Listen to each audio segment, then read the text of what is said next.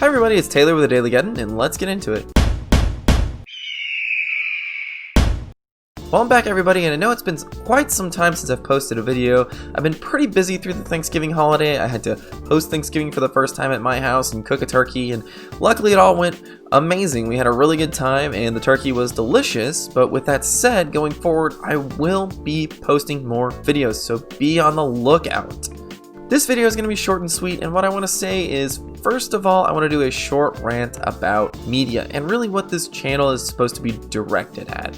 I had this revelation over the Thanksgiving holiday in that this channel is supposed to be a substitute for those media outlets that tell stories. Now, that's not just Fox, CNBC, CNN, all those big media outlets, but even other podcasts like Ben Shapiro or Crowder or Dan Pachman or Dan Pachman, however you want to say that. Those people are trying to elicit emotions with their stories. They're trying to tell you how people are interacting to make you feel something and then tell you how you need to feel about it. Say, oh, Nancy Pelosi's at it again with her tirades and she's never letting anything through and she's such a witch. Or Donald Trump is the worst human and you need to hate him more than anything because he said this thing.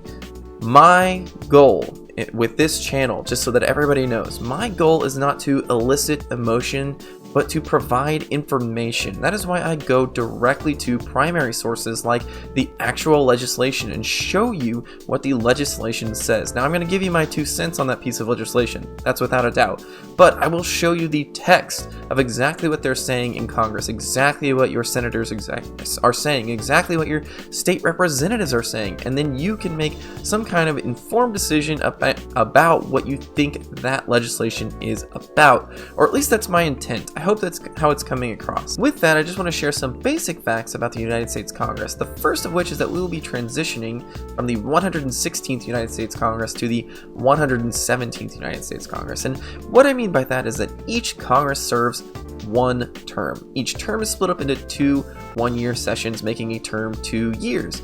At the end of these 2 years, each representative has to go and try to get re-elected or re-elect new representatives. Now, very interestingly, the Legislative Reorganization Act of 1970 actually says that the Congress must adjourn sine die. Sine die. If you want to correct me on that, go right on ahead.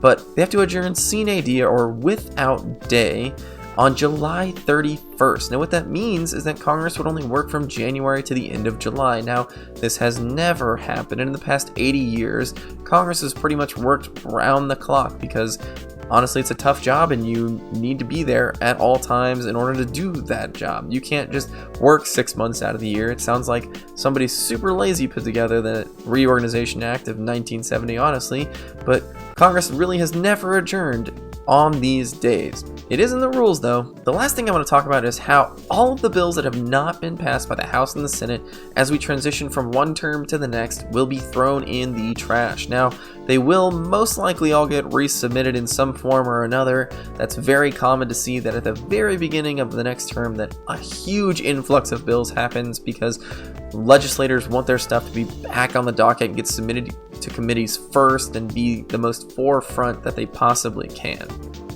With that said, I want to say thank you to everybody for watching. Have a good one. Make sure you like, subscribe, share the video as much as you can, and go shoot a tweet at me if you want. Have a good one, guys.